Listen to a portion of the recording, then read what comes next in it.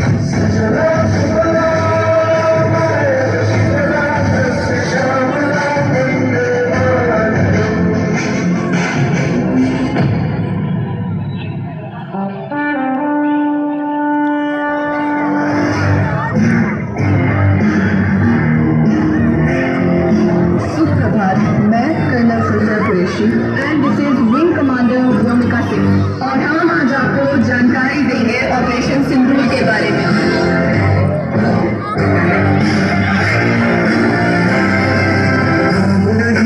जश्न भारत रग रग में है, जीत की आदत, ऐसा हुनर दुश्मन भी सलामी दे।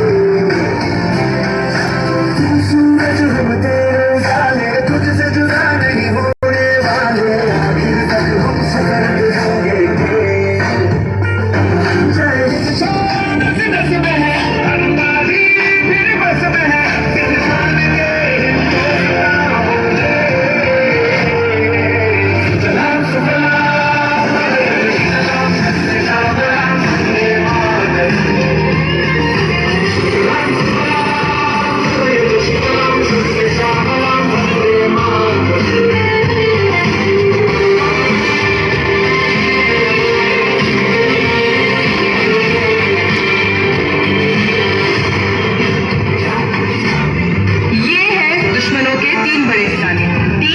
तुम्हारा काम है पहला अड्डा पूरी तरह बर्बाद। तीसरे अड्डे पे सबसे ज्यादा हलचल होगी, पॉसिबल है वहाँ सबसे ज्यादा आतंकी छुपे, और ये सिर्फ एक ऑपरेशन नहीं, ये हमारे शहीदों का न्याय है, गलती की कोई भी गुंजाइश नहीं।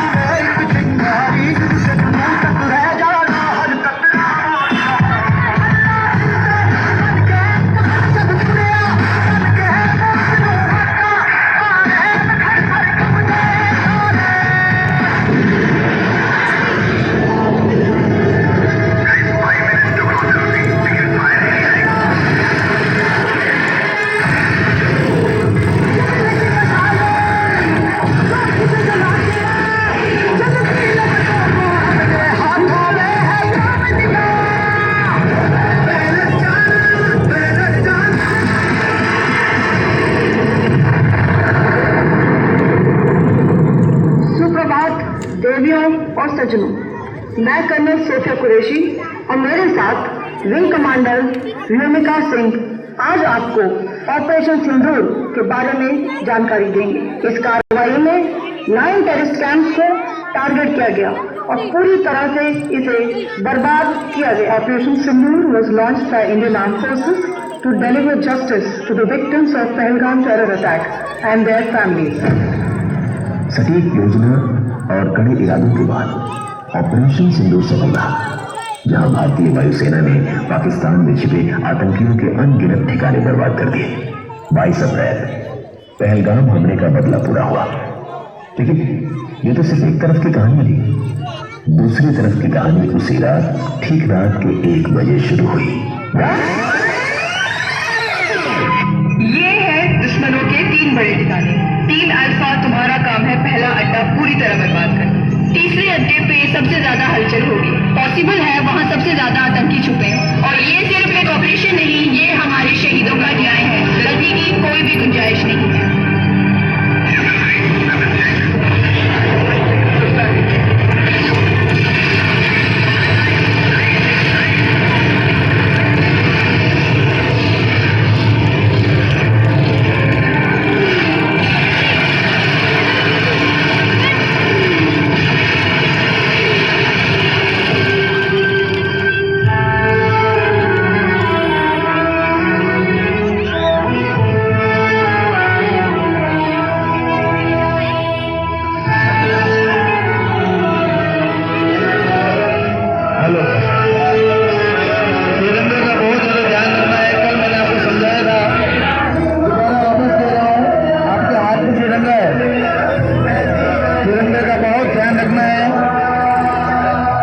इंस्ट्रक्शंस मैंने आपको दे दिए थे।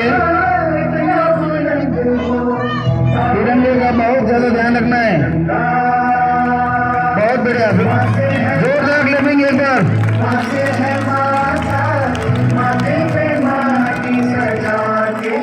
बहुत बहुत सुंदर परफॉर्मेंस।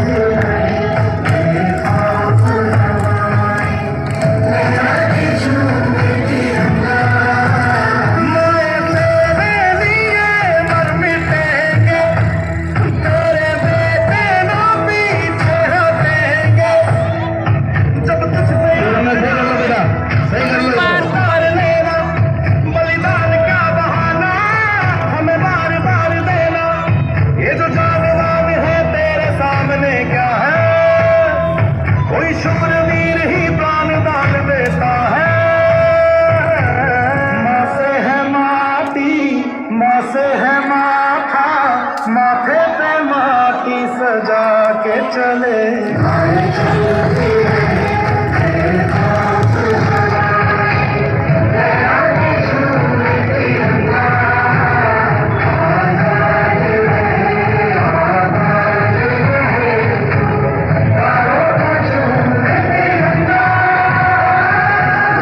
चाहे कहीं भी हो, सबसे ज्यादा बोझ हमेशा बॉर्डर पर ही पड़ता है, और इस बात को सिर्फ 2 लोग समझ सकते हैं, बॉर्डर के जवान और बॉर्डर के लोग। पुंछ के लिए यह कोई नई कहानी नहीं थी। 1947 से लेकर आज तक जब भी जंग हुई है, पुंछ और यहाँ के लोगों ने हमेशा मिलकर उसका सामना किया है। और आज पुंछ शायद थोड़ा लड़खड़ाया हो, लेकिन कल वह और भी मजबूत होकर खड़ा होगा, और इसका श्रेय जाता है हमारी भारतीय सेना को।